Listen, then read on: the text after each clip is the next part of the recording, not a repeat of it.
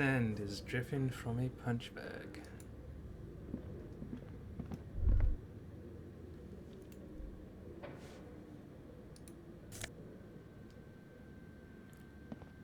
Oh, the price on that shot put bull.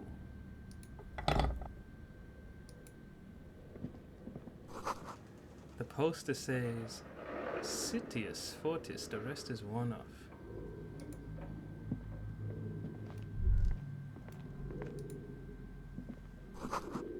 Worn out wool bars. They look unsafe. A barbell lies on the floor. The color has worn off its weight plates. It's 60 kilograms. Your triceps hum at the sight of these weights. Show the world what kind of beast it's dealing with. Lift them. Why does it feel so familiar? No way. Is this familiar because I'm a weightlifter? No, it's not that. It's the stale smell of rubber, the squeaky sound of sneakers, your bruised knee against the mat, and a whistle. Then the feeling is gone. A memory from another life, when you were young and fit. Leave.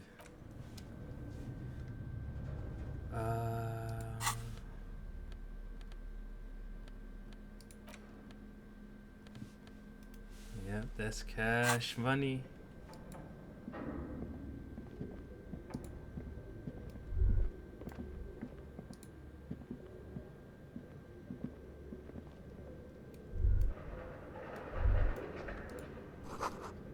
The hallway is blocked by old window panes and debris.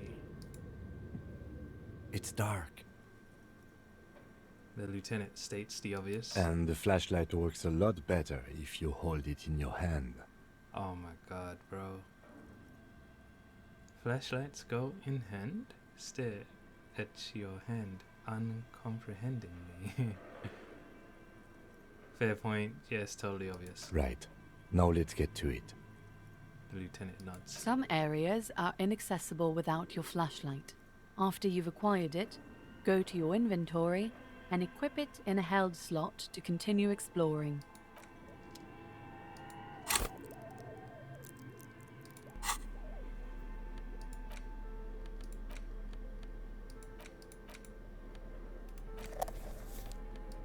Can we go over here?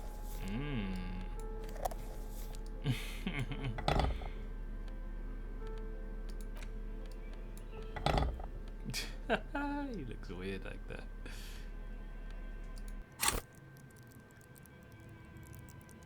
Got a point.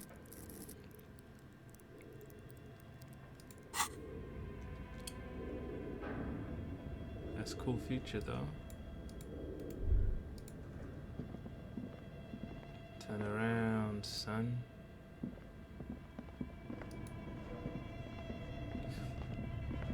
Fair enough. Oh wait. Is that all he wanted Yes. to say? I'm gonna say this. I think you should know that I can't remember anything. No response. He just arches his brow. I feel like I must repeat this. I don't remember anything. There was heavy drinking involved. Have you tried concentrating on something other than your personal affairs? There is a sudden, harsh edge to his voice, like he's tired of hearing about your personal affairs. So what should I concentrate on? No. What's wrong with personal affairs? But I'm completely lacking in basic information, even about this organization we're in. Can you help me? I'm afraid this is a medical situation.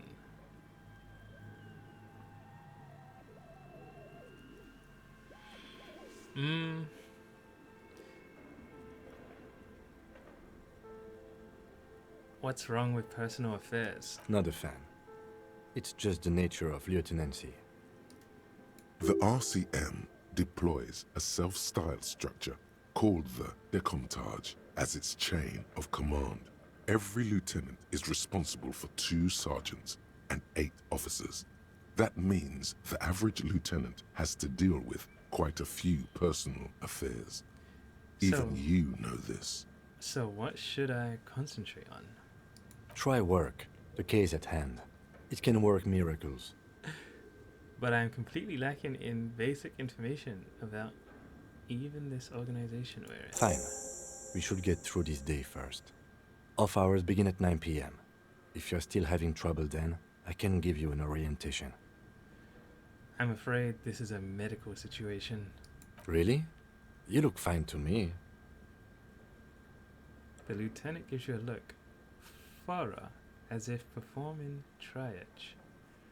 I'm talking serious, unbelievable damage here. I saw myself in the mirror and had no idea who I was. This psychodrama is unbecoming of an officer. It's not psychological. Some sort of major brain damage has occurred on an unprecedented scale.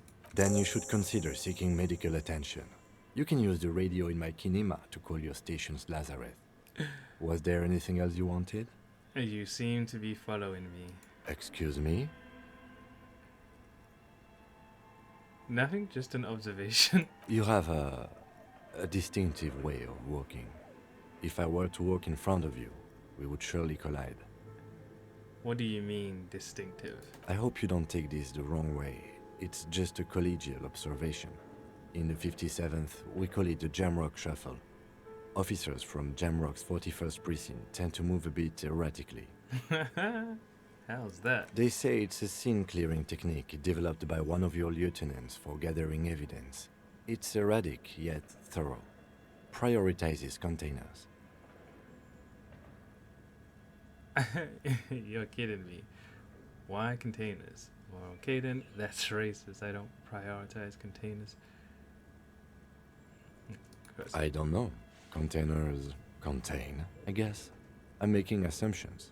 We should move on. Passing along frivolous interdepartmental stereotypes is not usually his oeuvre. He regrets bringing it up. Nothing.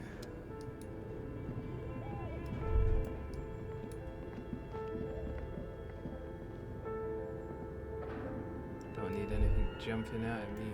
What's that? Moolah? Moolah over there? Oh, okay, it's kind of big. Wild animals stare at you in the dark, stuffed and mounted. A large demijohn full of strange liquid. Demijohn? Oh, a tank.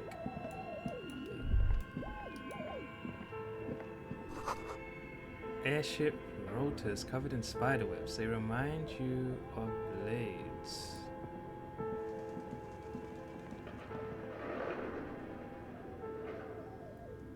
There's a lot here. A naked mannequin torso, a strange yellow color. Stairs. Jeez.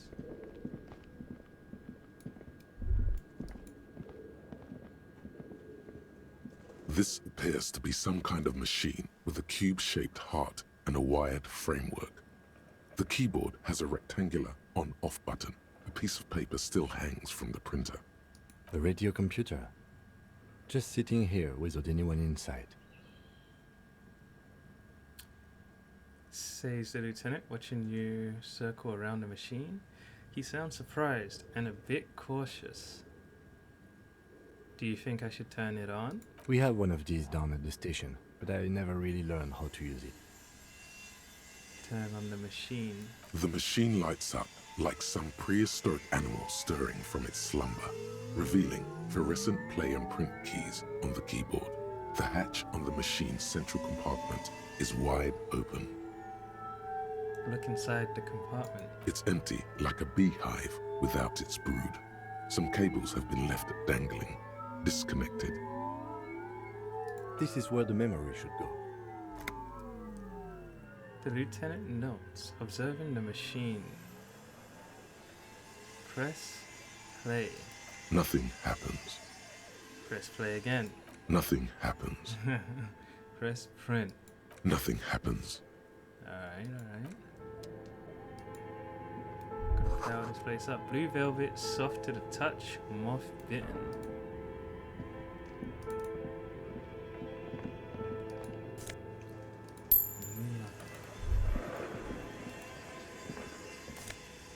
Oh, nice. This is a good place.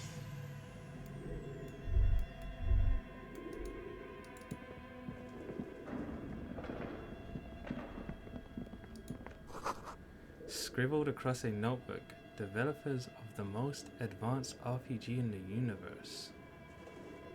There's a lot going on in this room.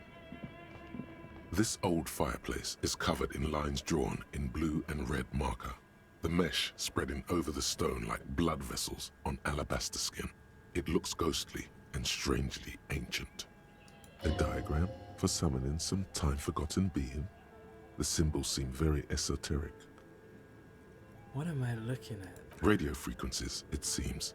UKV 123.6, UKV 123.7, UKV 123.9. Some written notes, too. Sparse and cryptic. Radio frequencies for what? Unclear.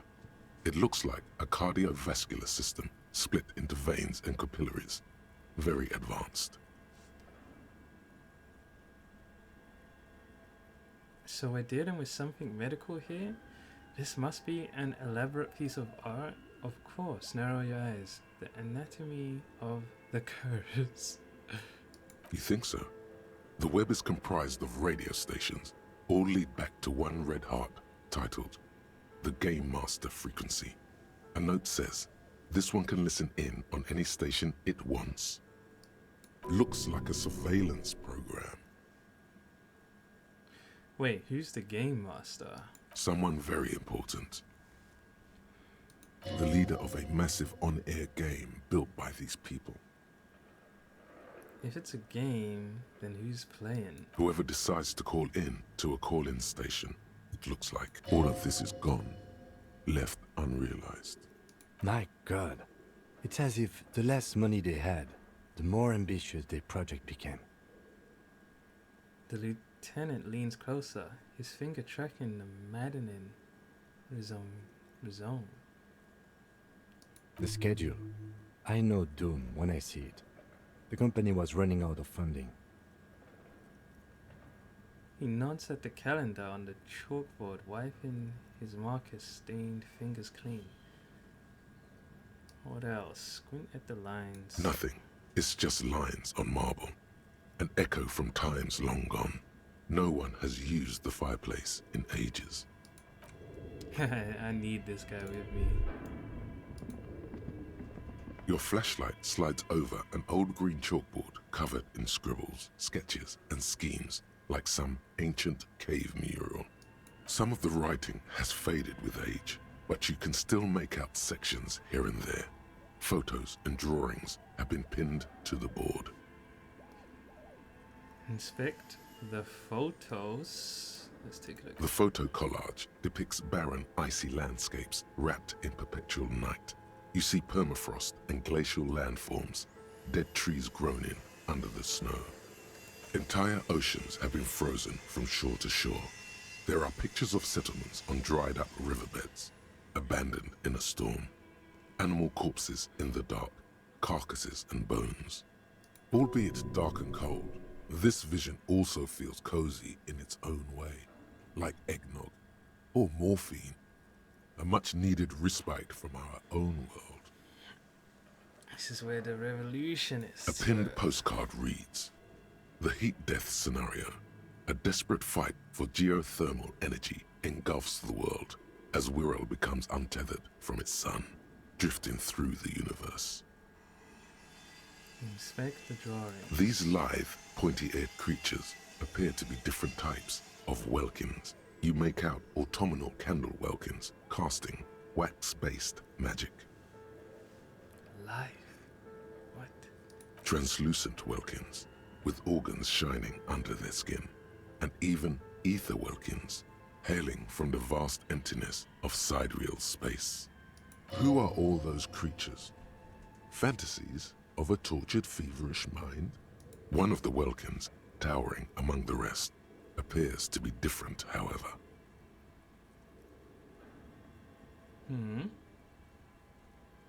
Examine the Welkin. This is important. It's Vara Hamira, a high Welkin, his face white and scarred like cracked marble. This is clearly a Welkin supremacist. The note says, all non-Welkin races will be purged. The Haldor, the Tworg, the humans, and even headless men, all of them, purged. Imagine a world filled only with Welkin, Green Welkin, Dread Welkin, and the High Welkin to rule them all. An inordinate amount of time has gone into drawing these little Welkin creatures. Why would anyone spend so much time on this? Who are these creatures? Who drew them? Are they real? I have so many questions. Whisper.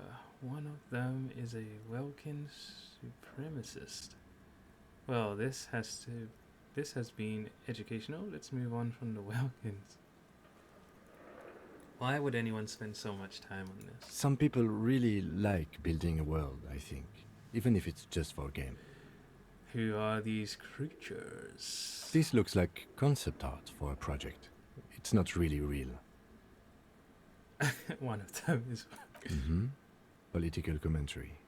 That one has a great beard too. The lieutenant nods at the Welkin's facial hair. Well, this has been educational. Just look at those details. So much effort. And for what? All gone. Inspect the schedule. This is a monthly calendar from the year 50. Cryptic words like sprint, daily minimi, and GPI span the marker-drawn grid. The grand scheme of production and money. Keep reading. What happened? As time goes on, the numbers in the boxes grow rarer and rarer. The board becomes an empty snowfield in the final days. Only failure and regret dwell in this region. Looks like they didn't make it. The lieutenant looks at the frigid ice field of nothingness. A note in the bottom left corner of the chalkboard says, see the prod schedule filament for details. Inspect the notes. The handwriting is only partly legible, but you can still make out 3 slogans: call in, tune out, Wirral untethered, and heat death of the universe. Outside, a cold wind wraps the building in its bosom. Snowflakes in the wind. An old woman passes what the locals call the doomed commercial area. She tries hard not to look at the bookstore windows. It's unwise. Leave.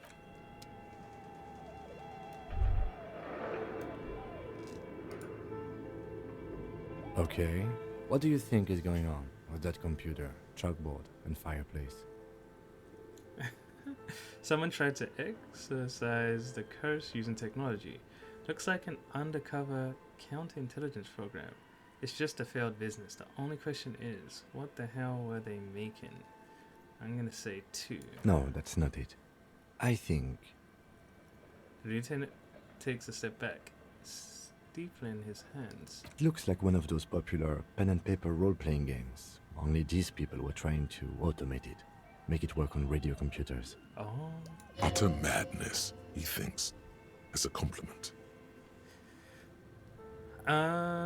What do you think happened to the company? How were they planning to do that? Let's just go Through through. call-in stations. None of the players have to be physically present. Anyone in the world can participate in the game, as long as they have a two-way radio. Then there's the game master frequency that listens in on the smaller call-in stations. I think that was supposed to coordinate the stories, functioning as a master of ceremonies of sorts. His fascination has swept aside other concerns for the moment. He's a little hooked. Has anyone ever done this before? Not to my knowledge. They make automated games in Graz, Messina, Königstein. You know, places with industry. But I don't think anyone has attempted to create an interinsulary game before. We just don't have the technology.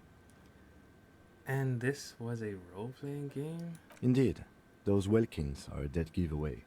Role-playing people love that stuff. The world looks like a modified version of the WeWorld board game. with heat death thrown in. What do you think happened to the company? No idea. They stopped filling out the schedule on the chalkboard. Wow. Indeed, it's ambitious and untethered from reality, but The lieutenant tilts his head in thinking. They were insane if they thought they could do this. It was just a play to cheat money out of their investors' pockets. The curse got them. I see no other explanation. The world is cold and lonely. This would keep it company. Let's finish it.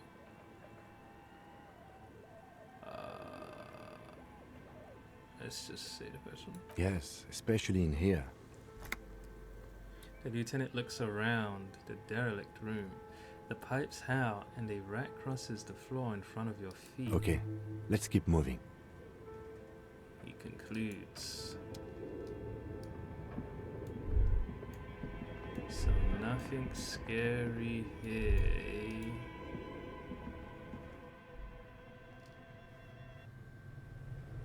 Wonder where I am. Okay, so...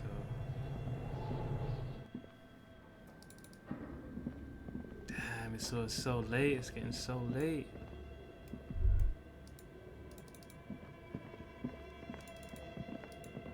Eight. Steel rotor blades bearing a Slipstream logo. Money. What's this? Whoa. Production schedule. Filament memory. I'm rich. Skis with Slipstream printed on the laminated top layer. This is a bank.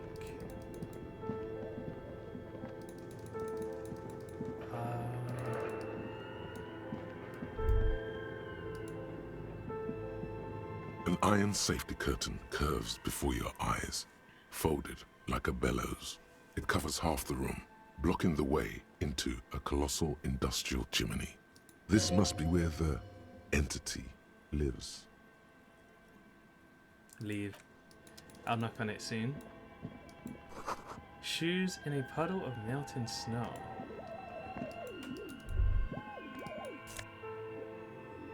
Postcard. La Delta 51.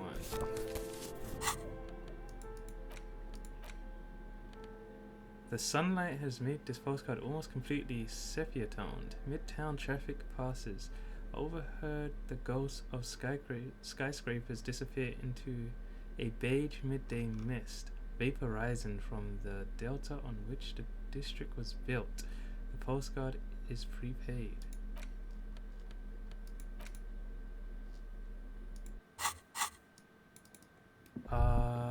I will click on that. I will soon. There's actually nowhere else except for outside. So let's click on it.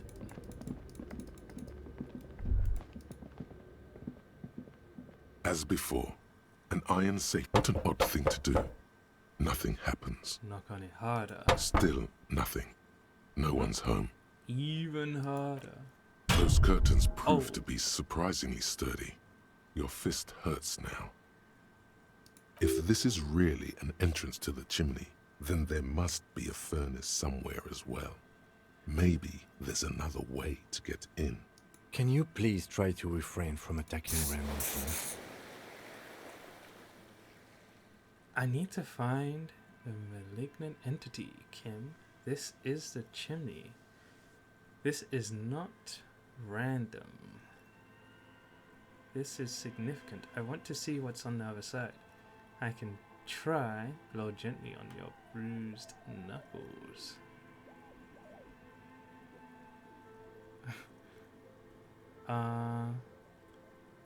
Why do you think there's something on the other side, necessarily?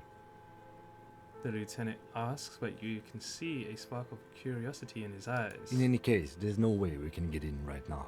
Let's Leave.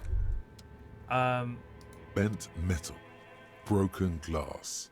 Your path lies strewn with the broken forms of everyday objects. You are the destroyer, the bane of inanimate matter. Whoa. My drink just fell over. Gaze upon me stuff and despair? No, I'm just a disempowered individual trying to take my disempowerment out on everyday objects. Yeah, rip shit apart. Kudos. What?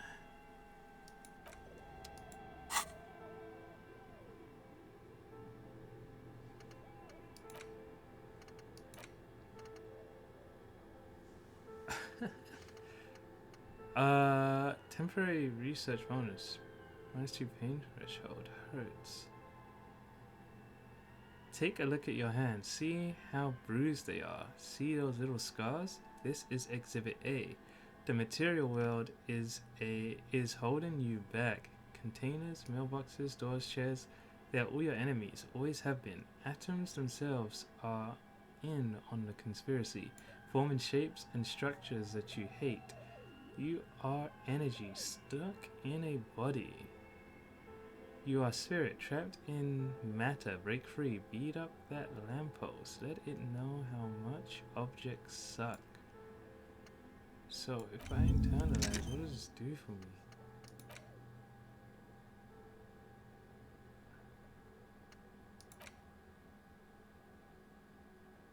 So does this go up as I level it up? So my pain threshold, let me just check. Pain threshold 4.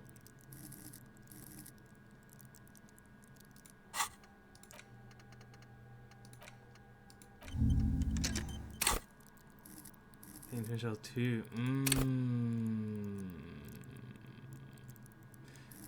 So I need to level it up somehow.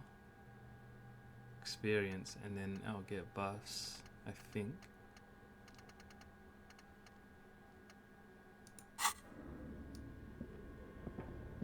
So now I really gotta be careful for a while.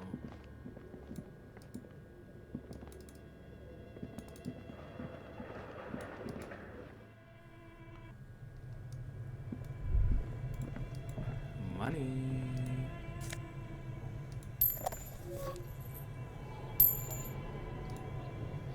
Magnesium. This place You is see power. a terrifying ice bear with a strange compartment in its belly. The door is covered in frost, and the bear's eyes are glowing red. This ice bear is a hyper carnivore. Be careful. What is this thing? It looks like a giant ice bear. Crack open the door. A gust of freezing cold air rushes to greet you. You hear a low grumble as the bear regulates itself. This is the inside of a refrigerator. The lieutenant takes a peek inside. His hand has found the holster of his gun. Relax, Kim. It's a fridge. Of course, just a giant ice bear-shaped fridge. He relaxes his hand, his face bathed in the harsh light of the open fridge door. Let's take a look inside. Look inside the refrigerator. The shelves are empty. All you see are crumpled ice cream wrappers with the brand name, Revachol Ice City. A handwritten note has been attached to the door. The fridge is huge. Take the note from the door. Whoa, oh, there's rats. Examine the ice cream wrappers. What is a giant bear-shaped fridge doing in an abandoned cellar in the first place? You pocket the note and the little fridge magnets keeping it on the door. Examine one of the ice cream. A friendly cartoon bear smiles back at you from a glossy cellophane wrapper. It looks nothing like the fridge. What is a giant bear-shaped fridge? Good question. It looks like an ice cream fridge. The lieutenant reaches for one of the wrappers. He studies it in the light. So they tried to sell ice cream from this hyper carnivore, I know. What an unfortunate marketing choice. says the lieutenant. What is even worse, the bear is still costing them money to this day. The lieutenant points at the red snaky cable running from the fridge. The fridge buzzes with energy. The electricity bill on this thing must be catastrophic. Close the door.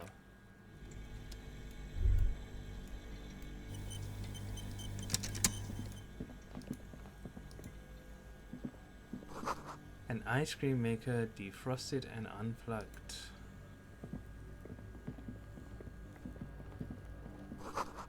The flashlight casts a strange shadow. There's a hidden doorway here. Nice. A frozen ice cream maker that's still running.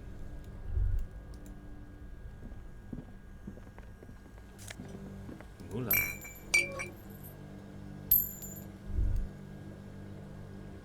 I don't want to turn that off yet, if it lets me. Oh my god, even more stairs everywhere. Intercom wires running into the breakup box. Drama. Oh, yeah. A handwritten note you found from the giant ice bear fridge. It still bears some marks from the fruit-shaped kitchen magnets that were used to secure it to the refrigerator door. The note is written with a blue pencil on a piece of lined office paper. The kitchen magnets have left spots on its surface. Does it say anything interesting? The lieutenant leans closer to read the crumpled note over your shoulder. This is tangential at best, but the lieutenant's detective instinct is still active. Read the note. Someone has scribbled, S. I can't believe the off-site copy is still here. The illiterate ginger kid keeps stealing stuff from the studio, so I had to hide it somewhere safe. You'll find the filament memory with the off-site copy in the frozen ice cream maker. Please take it home, ASAP. It's important. I'd do it myself if I lived in a civilized place with a freezer. Take care, Sully Swaff. I wonder who wrote the note. Looks like someone from that radio game company upstairs. I'm a little surprised they just left their property lying here. Maybe they had to leave in a hurry. Maybe it's because of the entity. Guess we'll never know. That's a plausible hypothesis. Remind me again, what's a filament memory? It belongs inside a radio computer, storing its memory. It's like a tape. You listen to disco tapes, right? It's like one of your disco tapes, only for a computer. It's like the production schedule you found. Only this one's an off-site copy. Who's the illiterate ginger kid? Really? You don't have a single guess? The lieutenant looks at you, the corner of his mouth curved into a smug grin. You mean Kuno? Oh, I'm sure that child would love to get his hands on a filament memory. Even if he doesn't know what to do with it, he'd probably try to pawn it for speed, based on our encounter. Do you have any idea where the frozen ice cream maker could be? I don't know.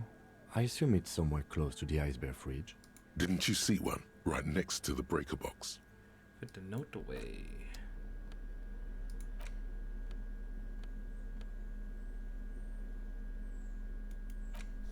Ooh.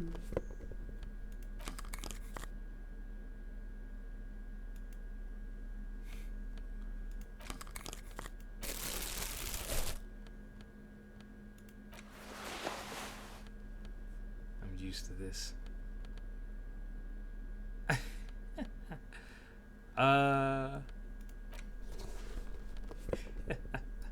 Just run around like that for now.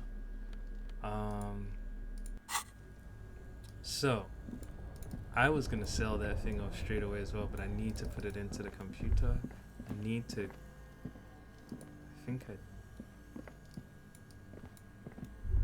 need to touch that thing. There's a room over there, and there's something over here. The wall collapsed. Is inaccessible now. A thick layer of coal dust covers the furnace. Looks like this furnace has a face, and it's a face of agony. Colors the furnace, coloring it pitch black. What is this thing? Is it a furnace? So look inside the furnace. It's dark and grimy here. In the darkness you can hear chatter. It's coming from above. A voice or several voices talking to each other. Near the smoke chamber, upstairs. What are you doing? The lieutenant asks when he sees you climb halfway inside the furnace. I'm hallucinating, or maybe it's the entity. I hear the murderer of the hanged man talking. I'm not so sure, Kim, but I think I can hear someone talking upstairs. Wait, really? Maybe it's coming from behind those safety curtains we saw upstairs. I don't want to yell at them, actually. Kim, what is this thing? Is it a furnace? Looks like it.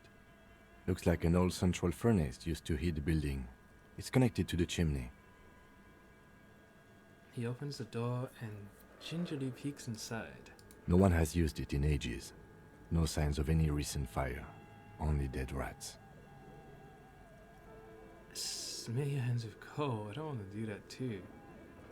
Those voices I heard, maybe it's the malignant entity. Placent said it lives in a chimney.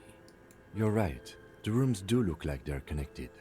But malignant entities don't exist. At least not the supernatural kind. I'm not kicking it.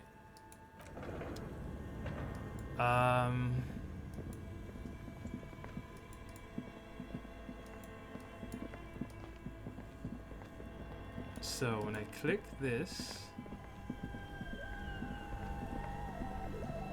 This orange machine is buzzing like an old submarine. It has a hand-cranked ice cream churner on top and an electric freezer that appears to be frozen shut. try to crack. Oh, no.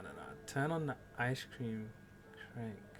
Turning the crank feels oddly satisfying, like stirring your childhood dreams. In the distance, you hear water dripping. It's all gone now. You'll never become a poet or an entrepreneur. What better to assuage the creeping sense of failure than some frozen fat and sugar? We will try to open it, but I don't know if I need to turn it off first. And before I touch that breaker,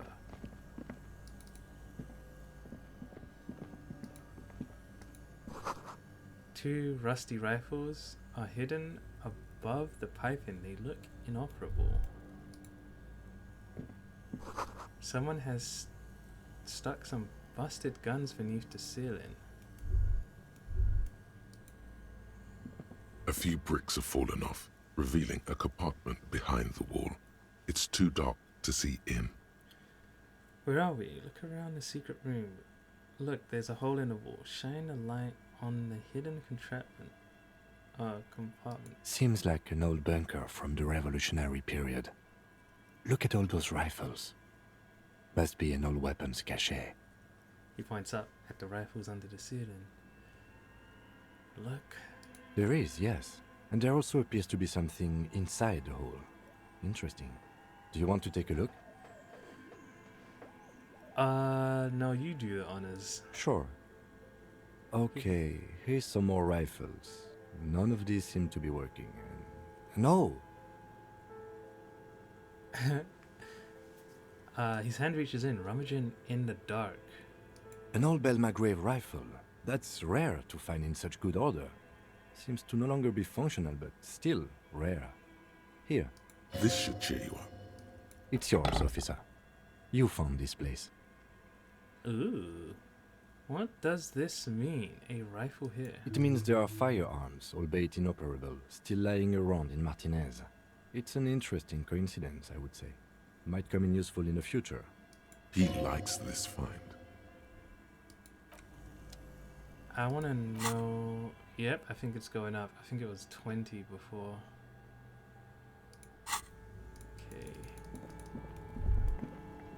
Okay, breaker.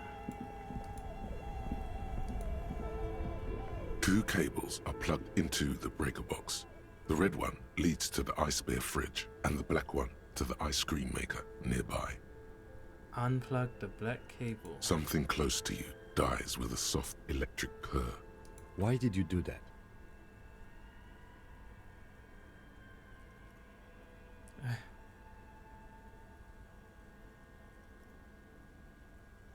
I don't know why I unplugged it. The lieutenant raises his brows, but doesn't say anything. The electric distribution board now has one cable missing. Leave. Okay. I didn't know if this thing would be This sealed orange shut. machine is dead still. It has a hand-cranked ice cream churner. You slip your fingers under the frozen lid, but the ice is too cold for you to get a good grip. A pry bar would come in handy here.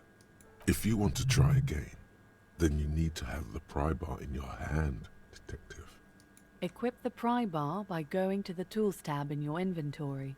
From there, you can equip it to a held slot. I know what I'm doing. Who? This orange machine is dead still.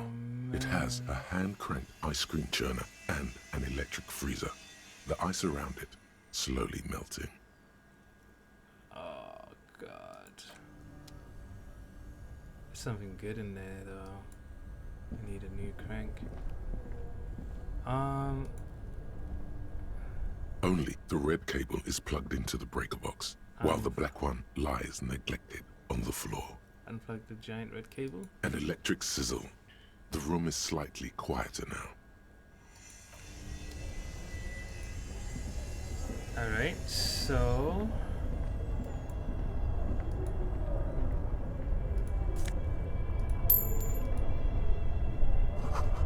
a cellar window, people's feet shuffling down the street.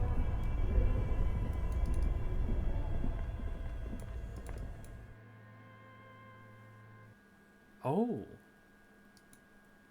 where was I?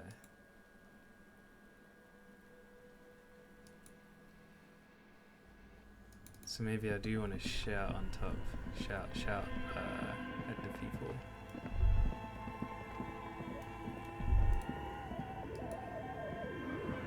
A thick layer of coal dust covers the furnace, coloring it pitch black.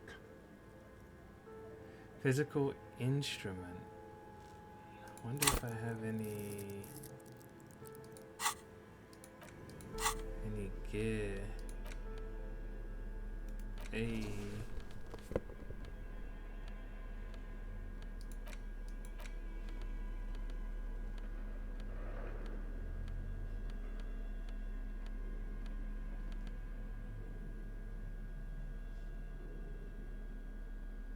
I could just highlight it. That's cool. A thick layer of coal dust covers the furnace, coloring it. You muster all your strength and yell.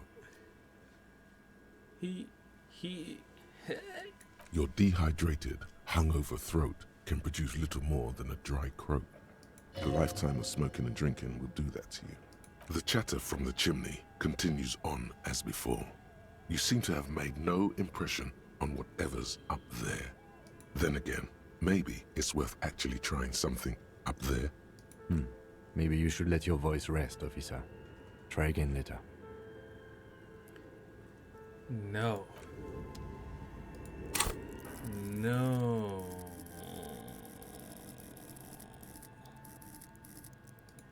How dare you?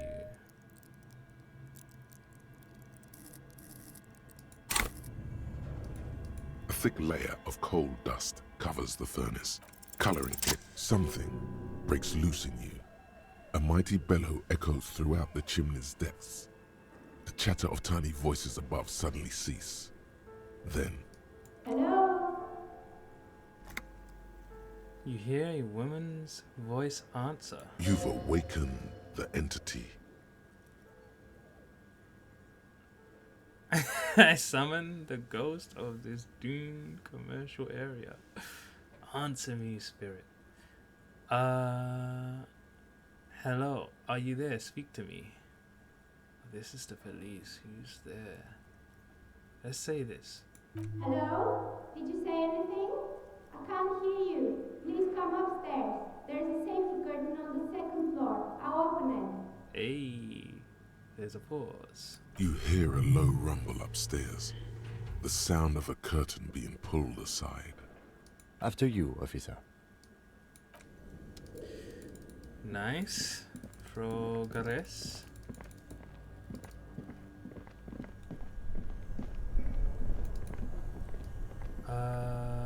This just leaves me outside, no? Curtain.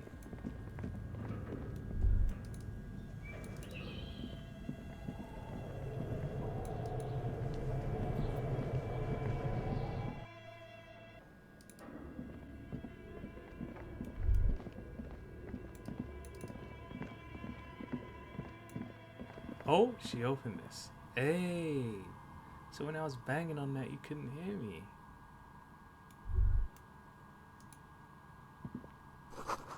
This tray is full of dice. Colorful playhedral dice. Hundreds of them. The candy dispenser has been repurposed to contain thousands of dice. Hello, I'm Nia. Novelty dice maker. A bird-like woman sits on a throne of tools with emerald light shining through her hair. Did you try knocking on my window? I must have missed you. I've been listening to my Melius. She taps on her headphones. So what kind of die are you looking for? What? Could this be the malicious entity? Perhaps it's wise to go along with this masquerade for now. Hold on, what do you mean by Milius? You have me confused with someone else. I haven't knocked on your window. Why are you asking me about dice? Yes, Amelia is like a call-in station. You need a two-way radio to access one. That's why I have these. She pats the headphones on the table. Mostly, they just teach you to swear in different languages. But some of the stations can be quite interesting. I was so absorbed, I must have missed you knocking. And you must have me confused with someone else. Then how did you get inside? By the south entrance? You know what? It doesn't even matter. What matters is that you're finally here. Let's talk dice. Did you have something specific in mind? Why are you asking me about dice? I'm a novelty dice maker. Tell me the name of your role-playing system and I'll make the die you need. That's why you're here, yes? As she speaks, her bone-like fingers fiddle with a ring. Her bones light, but her hands strong. Role-playing games? You know the one made by Fortress Accident. Does that count? Sure, I like role-playing games. I need some dice. Maybe I'm not really sure why I'm here, honestly. No, I was looking for something else. Squint your eyes mysteriously. Answers. Let's say, we could probably say them all. Sure. Let's say it too, actually. How strange. Well, if you're interested, my rate is 10 real per set. Unless you want something really unusual. Take a look around and see if there is any particular stone you want to use. The walls around her are covered with rows of precious stones and minerals. This person means you, or no one else. Absolutely no harm. She will answer freely and honestly. What do you know about the man who was lynched behind the whirling in rags? Nothing really. I didn't know him. Who cares about the dead body? We might be dealing with a malignant entity here. The lieutenant looks at his notebook. Then the woman under the large window. Your window looks directly onto the courtyard. You're saying you didn't see or hear anything unusual last Sunday evening? I'm sorry, detective, but as you know, I usually have my headphones on when I'm working. It shuts out most of the daily ruckus behind my window.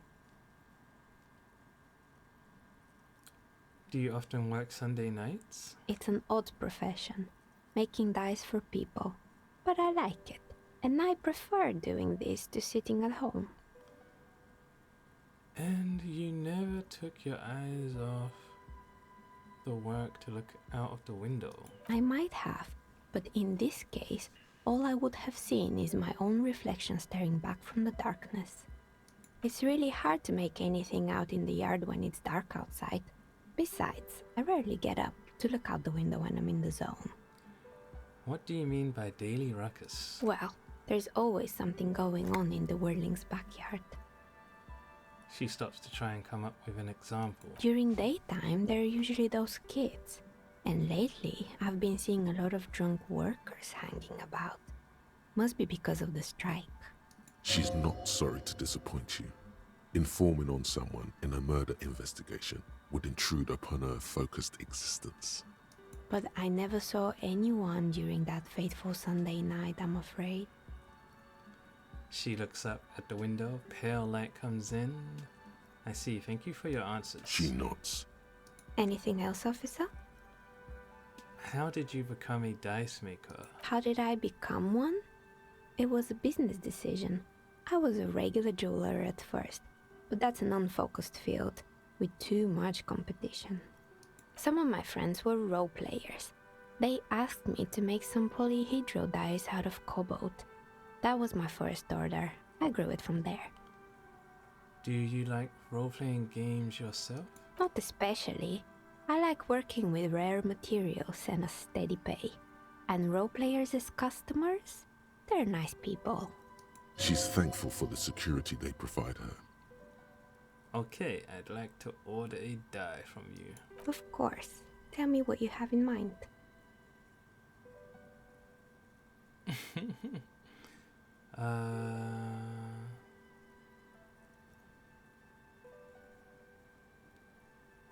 I don't know yet. Like maybe, actually I need more time to think about it. Maybe, No need to rush. Take a look around, see if anything inspires you. maybe I'll know later. Hey, where are we anyway? What is this place? Look around the room. We're inside the chimney of an old central furnace. It's strange, I know. She looks at the ruddy bricks that make up the walls. Even though they've been repainted, there are still signs of coal, black soot here and there. But when I arrived here, all the other rooms were taken, so I had to build myself a makeshift home. Besides, I don't really have to pay any rent here, so that's a plus. Plaisance was right. There's an entity living in the chimney. You should ask her about the curse. Creative. I heard this place is cursed. Do you know that people call it the doomed commercial area? I've heard the stories, but I don't think those stories are true. She nods as the wind howls in from the furnace shaft above. Wait, how do you explain what happened to all those companies then? Plaisance is the one who sent me. She's convinced that the place is swarming with malicious energies. Plaisance, the bookshop lady? I've heard that her business is doing rather well. Have the energies spared her somehow? The curse is just biding its time before it strikes again. Sooner or later everyone will fail, even her. I don't know why the bookstore hasn't gone bankrupt yet. That's what I'm here to investigate. Actually, the bookstore isn't doing that well. There are hardly any customers, and she has to exploit her own daughter to keep the company going. Oof. Oh, right. But it's not just the bookstore that's still up and running. What about the whirling in rags? Some people say it's part of the building complex.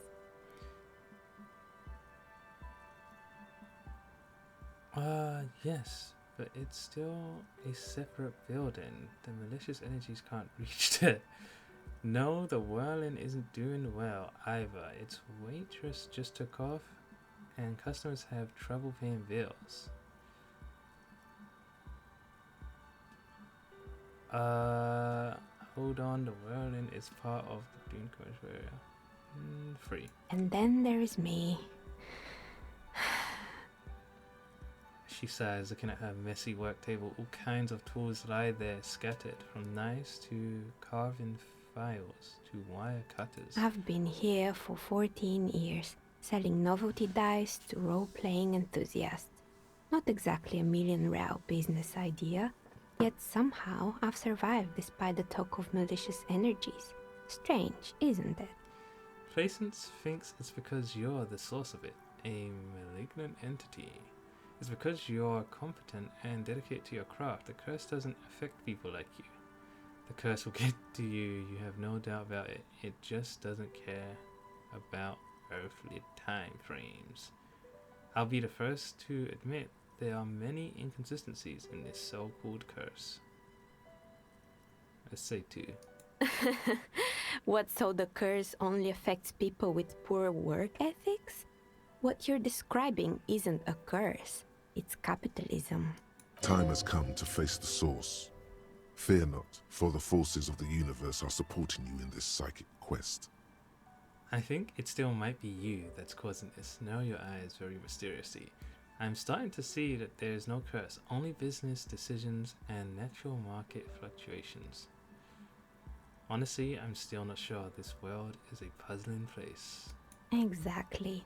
Truth is always so disappointingly mundane and boring. She pinches the root of her nose. But I'm glad we got this sorted out. Anything else I can help you with today? Plaisance is not going to like what you have to tell her. The bookstore closes starting 2100. You'll have to do that tomorrow. Cool.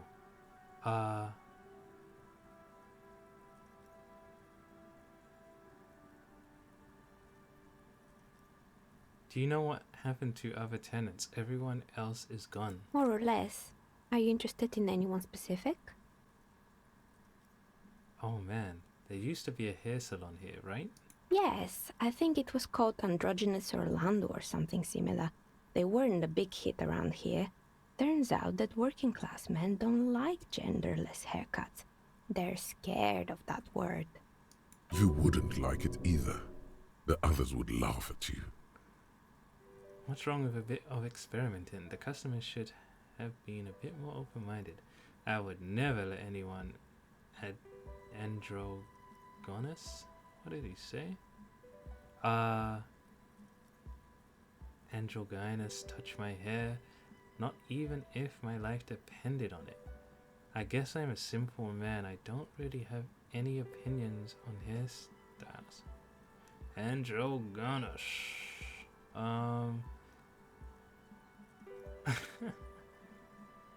It's free. Me neither. I just want it off my face. She tucks a strand of hair under her headscarf. What happened to the gym? It wasn't merely a gym, it was Artemitep's boxing club. A community project created to steer at-risk youth away from drugs and crime. Ah, and who was Artemitip? A kind man from Zemsk. I heard he had some trouble with the law when he was younger, and that's why he wanted to start the gym, as his way of giving back. Maybe that's what Kuno needs, a community-centric boxing club. How did that community project work out? It didn't. If anything, it made the youth situation in Martinez even worse. At some point, someone started a rumor that the punching bag downstairs was full of amphetamines. Ooh. You should have known it. Eventually, the coalition took away the funding and the club went bankrupt. This was a few years ago. It's gotten much more peaceful around the plaza ever since. What's up with the broken windows? Oh, this one's a mess.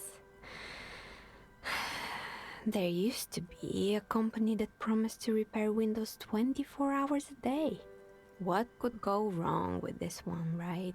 Turns out, the business was actually set up as a front for an illicit group that was producing snuff milias.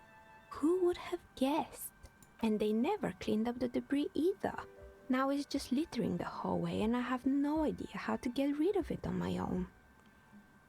Cool, very cool about the debris, but what's snuff milieu? It's a shame about those windows. I'm not even going to ask about It's a Sub Rosa radio station that broadcasts real murders with real victims. Some people pay good money to get off on it. What does she mean, to get off on it? Don't worry, the ACP has a separate division that deals exclusively with unlicensed sub-roses. This isn't our problem. The lieutenant turns to you. Good luck with that.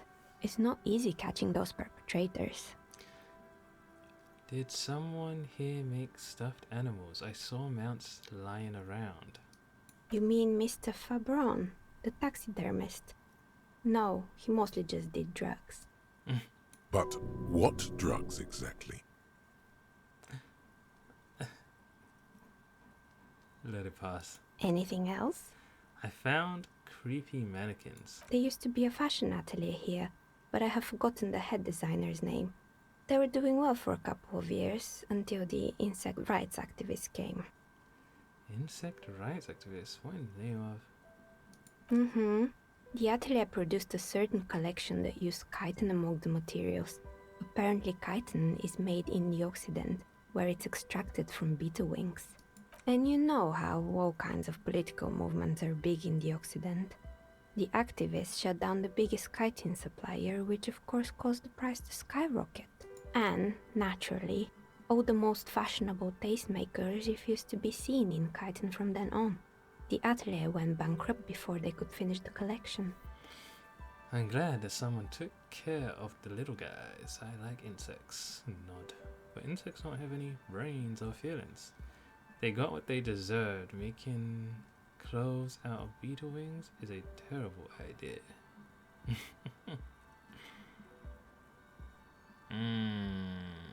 Sis. Really? Anyway. She looks at the window sill where a dead fly is lying on his back, legs curled up in a bow tie. Anyway. Poor guy. Suddenly, you get a feeling that insects are important to the case somehow. It's hard to say why. What's with the rotor blades and skis? They were made by a company called Slipstream. After they pivoted from making rotor blades to skis, their chief executive took off on a vacation with all their money. She rests her chin on her hand with an impish smile. Honestly, I think it's quite funny. I think he's still sending out holiday transmissions from Tulula or Tiumotiri or Hashtkor or wherever he is. Interesting. What do these transmissions say? The usual, I imagine. That he's been thinking up all kinds of new business plans and can't wait to get started on them just as soon as he returns.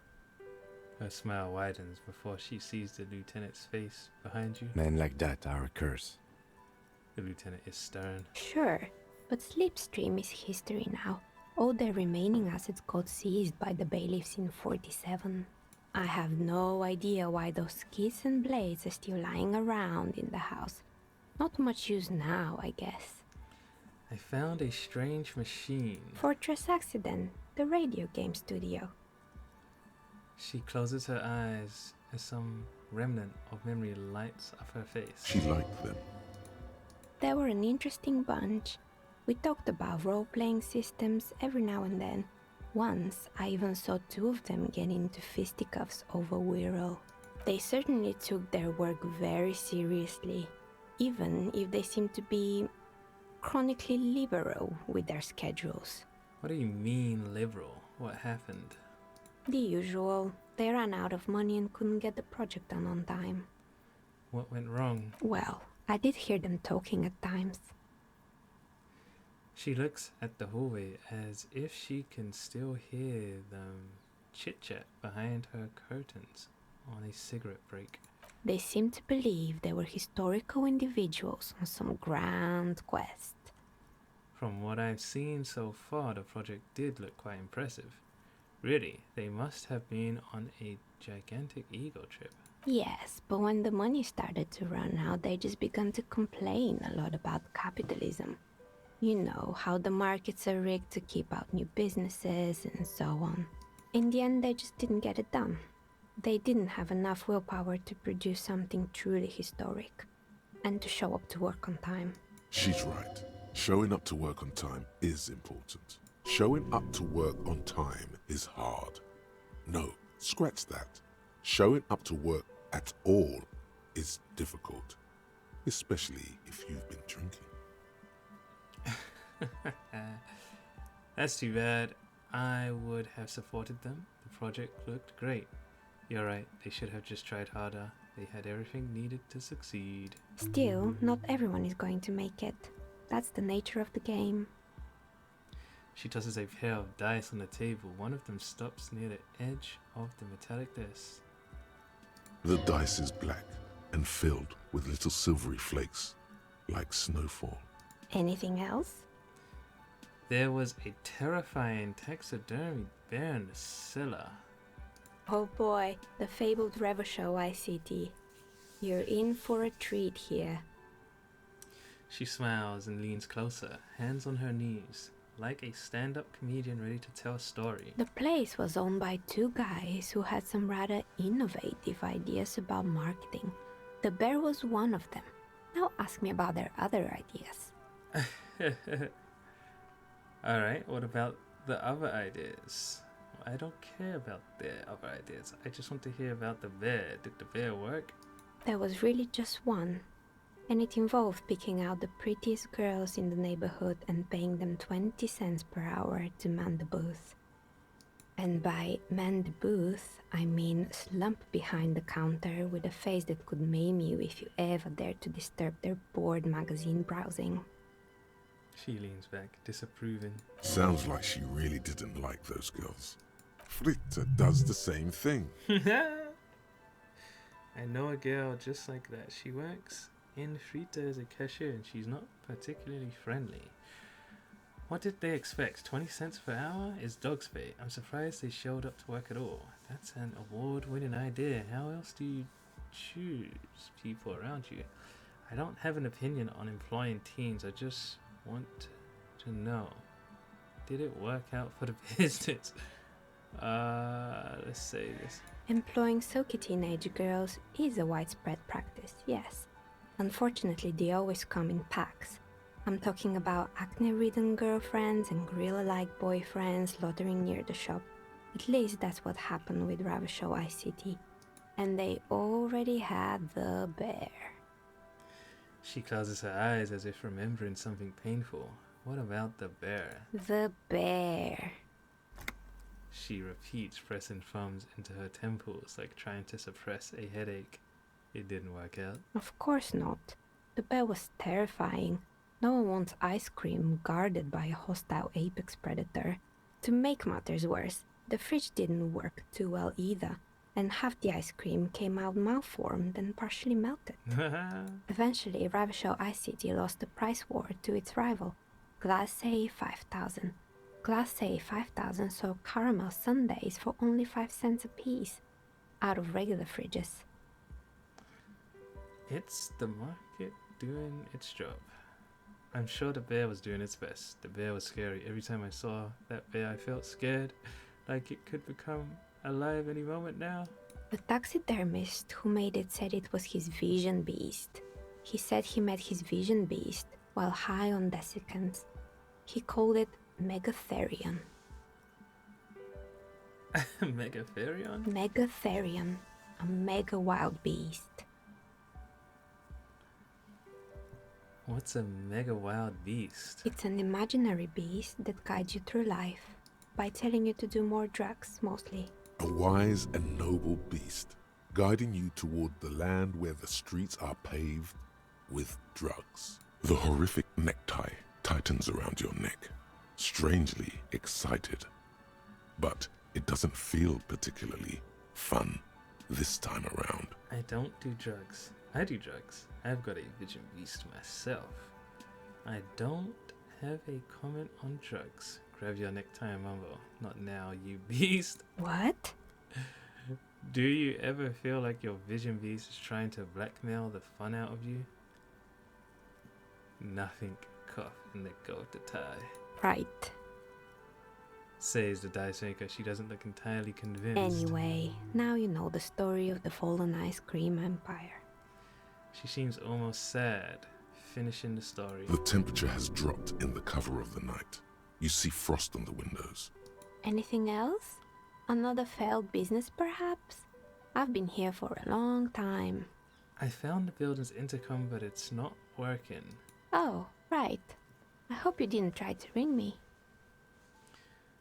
She rubs her forehead. Her scarf has left a faint line on her dusky skin. I think none of those doorbells work, including mine. I'm still in the middle of connecting the wires. Sorry about the confusion. So you're telling me that the doorbell with the empty name card was yours? I have a few more questions about the building. That's right. I haven't even written my name there. As I said, it's quite useless right now. It doesn't work yet. I have a few more questions about the building. Sure, I'm listening. Wait. That's gonna take me back there, right? I have a few more questions about the intercom. I'm pretty sure. Sure, I'm listening. Actually, I had other questions. Good. I hope it clarified things a bit. What else? Leave. Alright. I don't want to die just yet. Cool. I just want to do one thing. I want to see if I can put the cube inside here.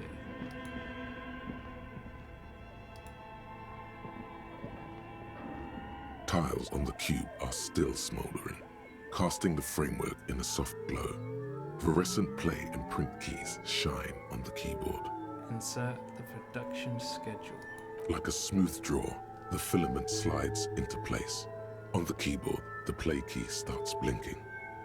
Play. A bar of fabric right above the keyboard starts producing a soft hum. The sound of static seeps through the machine's planar magnetic driver. Have you stirred the ghost of the doomed commercial area from its rest?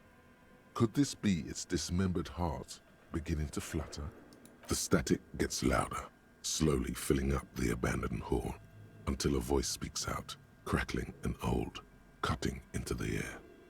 Good evening, Fortress Accident en rue de Saint-Ghislaine. This is East Insulindian Repeater Station 1. Please repeat. Is this the production schedule?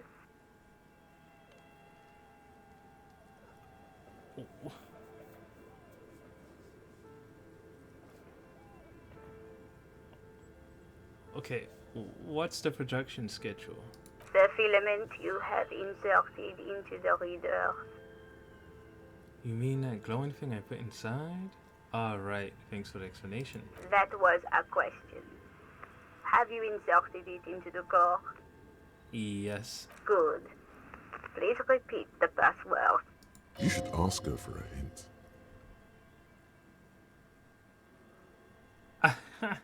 I'm really bad at puzzles. Can you give me a hint? No.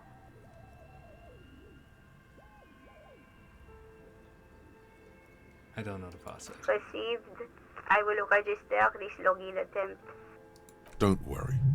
Passwords have a way of turning up sooner or later. Fortress Accident.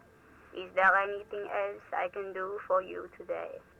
Why did you call me Fortress Accident? Fortress Accident is the company on whose name the terminal you are currently using has been registered to. Do you have any other information about this company? One moment.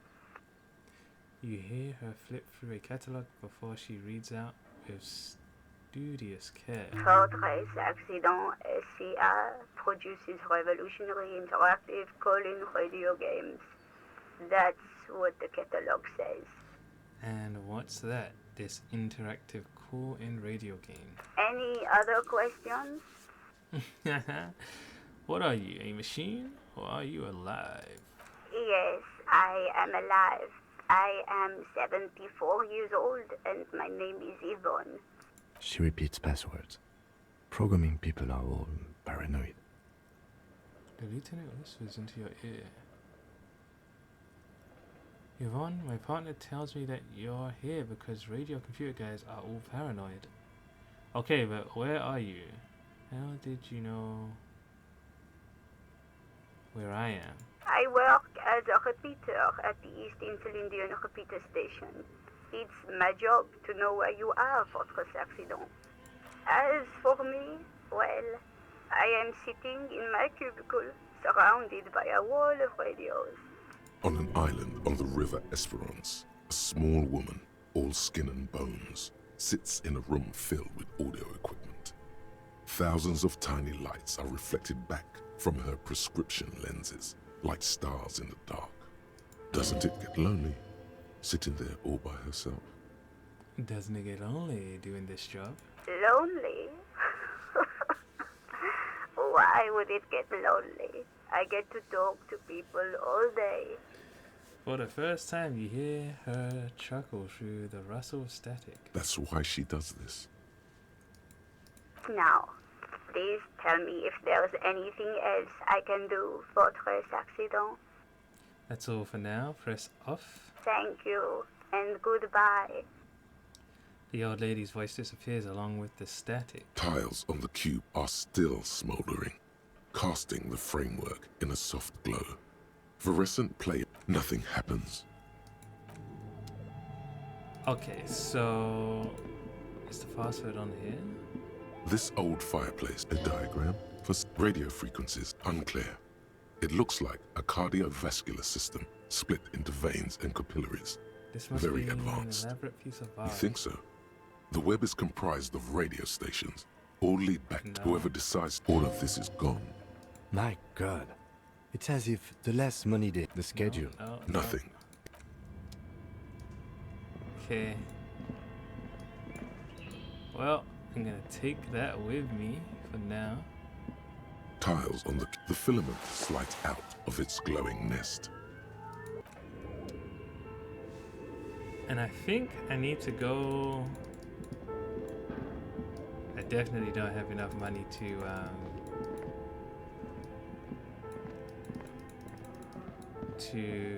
where does this leave me again? To stay in the hotel, but I'm gonna try.